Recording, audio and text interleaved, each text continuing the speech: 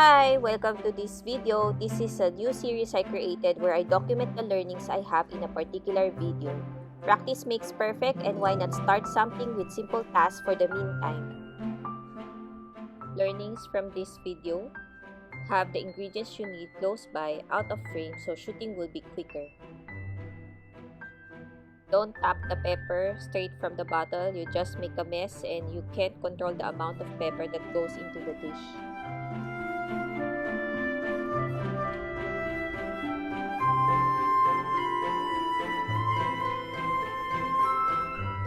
In cooking, have the camera at an angle and not overhead. Smoke will just go into your camera or view.